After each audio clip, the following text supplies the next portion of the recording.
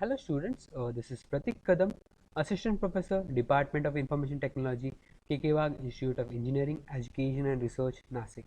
Welcome to the lecture series on subject Discrete Mathematics. And our today's topic is Euclidean Algorithm. So before we see what is Euclidean algorithm, let us first revise the basics of GCD. So what is GCD? GCD is greatest common divisor, also called as greatest common factor, also known as highest common factor of two numbers is the largest number that divides them both.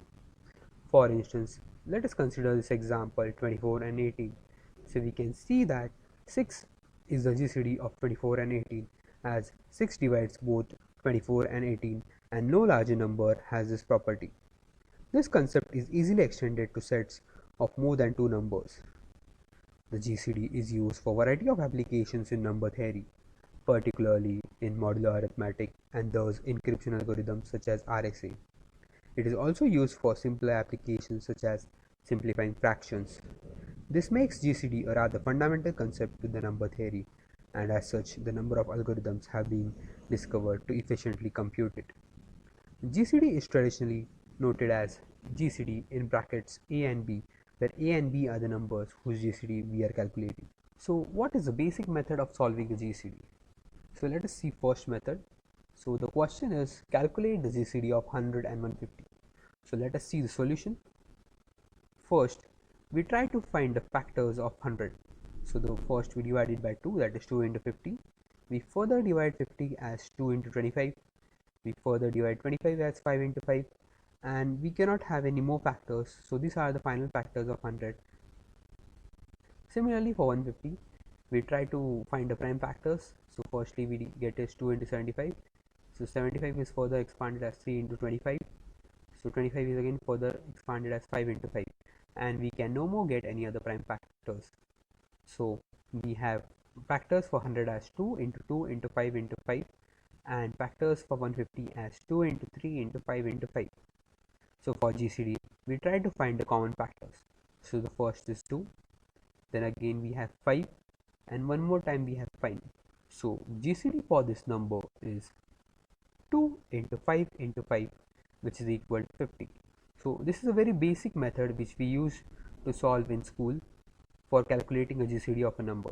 It is good, but it is very time consuming, because if your numbers increases, then it would be very hard to find all prime factors. Now let us see the second method. It is similar to your earlier method, but just it is calculated in a different way. Again we have to calculate a GCD of a number. So we have 100 and 150. So what we do is we try to find a common factor for both. So we have 2.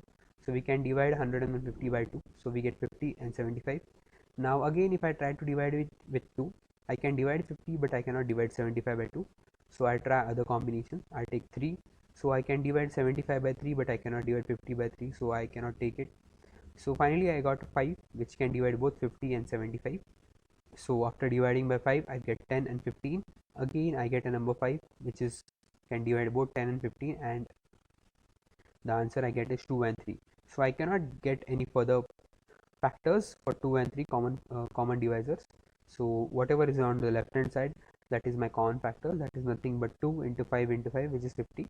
So this is my GCD for 100 and 150. So we get same answer for earlier method and this method also. So now let us see what is Euclidean algorithm. In mathematics, Euclidean algorithm, also known as Euclid's algorithm, is an efficient method for computing the greatest common divisor of two numbers, the largest number that divides them both without a remainder. It is named after the ancient Greek mathematician Euclid. Your Euclidean algorithm is based on the principle that the greatest common divisor of two numbers does not change if the larger number is replaced by its difference with the smaller number. So let us see how it works. So basically the input to this algorithm is two positive integers a and b, and the output that you would be getting is the greatest common divisor g of two inputs that you have given a and b. So these are the steps, internal steps for Euclidean algorithm. So first step is, if your a is less than b, we exchange a and b, but if it is not less than, we keep a and b as it is. Then we divide a by b and get the remainder r. So if we get r equal to 0, we report the current value of b as a GCD of a and b. If we do not get r equal to 0, we replace a by b and replace b by r and then return the previous step. So we keep on calculating all these steps. It is like a loop.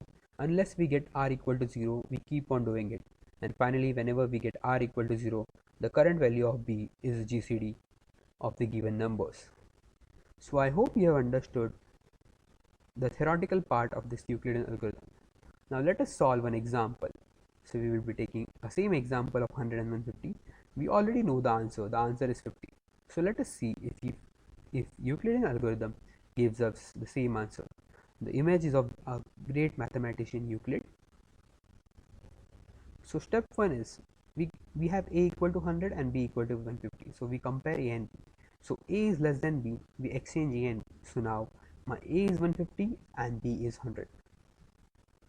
So we have three values here, a, b and r. So r stands for remainder and a and b are two integers. So firstly we divide 150 by b, that is 100. So we get a remainder 50. So in next step, as you have seen, we replace a by b and we replace b by r, and again we repeat the same process. We try to find a remainder. So finally I am getting here remainder as 0. So as we know that whenever r equal to 0, then GCD is the current value of b. Hence in this case GCD of 150 and 100 is 50. So you might be wondering, wow, this is such a quick method, because whenever we try to solve 100 and 150 with our previous approaches, it took us a lot of time. But using this method, in just 2 steps we got the answer. So that is the power of Euclidean algorithm.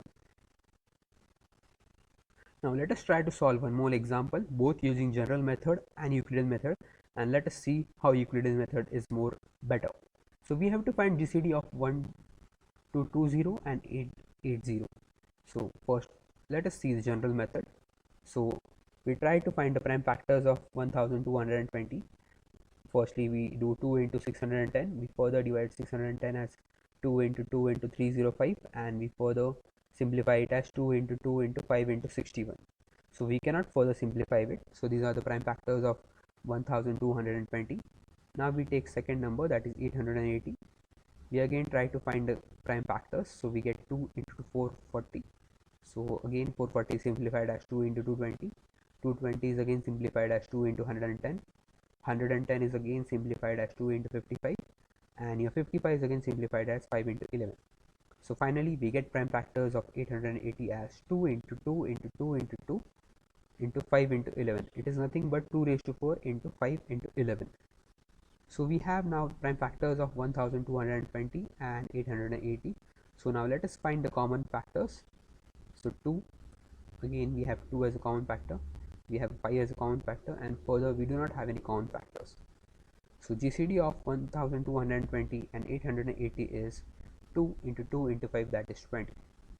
So you just saw that using general method, the major task that we need to do is to find prime factors, and it is quite a tedious job because you never know how many prime factors a number can have. So now let us try to solve that using Euclidean method. So again we have three values, a, b and r. Here a and b are the numbers and r is remainder. So in this case a is already greater than b, so we do not swap it. So now we try to divide a by b and the remainder is 340. So as we are not getting remainder as 0, we are swapping the values. Value of b becomes the value of a, value of r becomes the value of b. So again we try to do it again. When I divide 880 by 340, I get remainder as 200. So again I swap the values, that is 340 now becomes a and 200 now becomes b. Again when we try to divide it, I'm getting a remainder as 140. So again I'm swapping the values, 200 becomes a and 140 becomes b. Again I'm getting remainder as 60. So again I'm swapping the values, so again now I'm getting remainder as 20. So I'm again swapping the values, and finally I'm getting the remainder as 0, and at the time when I'm getting remainder as 0, my b is 20. So as r equal to 0, then GCD is the current value of b. Hence in this case GCD of 1220 and 880 equals to 20. So you just saw how quickly we did it with Euclid's method, and there are very less complications. So this is basic mathematics, but why we are studying it? Because we want to apply it into the coding part. So whenever you think of a coding part, in general method, the major challenge that you would be facing is find the prime factors of any number, because if the number is too large, you never know how many prime factors you will be getting. So that is one of the major concern. But in Euclid method, you need not have any additional overhead. Again, in general method, you need to store these prime factors for both the numbers, and after you finally get a prime factors, you need to compare them and check what are the common factors, and then finally you will be getting GCD. But that's not the case with Euclid method. You simply do modular method and you get the remainders, and if you do not get remainder as 0, you keep on swapping the values. You need not have to store any values. So that is the best part of Euclid's method. So this is a simple pseudocode for your Euclid method. You can just relate it with the algorithm that we saw. So firstly, your Euclid method is getting inputs a and b, that are the two numbers for which we are calculating a GCD. Initially we are finding a remainder, that is a mod b. So we check if r not equal to 0. If we get here r equal to 0, then directly my b is GCD. So suppose if the number is 150, so 100 mod 50, I'm getting 0. So directly the GCD of 100 and 50 is 50. But if r is not equal to 0, so a is getting a value of b, b is getting value of r, and again r I'm doing a mod b, and this process keeps on repeating unless I'm not getting r equal to 0. And finally, whenever I get r equal to 0, the current value of b is my GCD. So you can just see how simple the implementation here it is. I'll request that you try to code for GCD using your general method and just find out how difficult it is. Apart from this, your Euclidean algorithm is having quite a great applications. It is used for reducing fractions to their simplest form and for performing division in modular arithmetic. It is also using cryptographic protocols that are used to secure internet communications. Euclidean's algorithm can maybe used to solve diphonite equations, and also it is used for proving different theorems in number system. So yes, Euclid is having a great advantage. It is not only used for finding a GCD, but it can be used in various applications wherein it is reducing the complexity and giving us the results as quick as possible.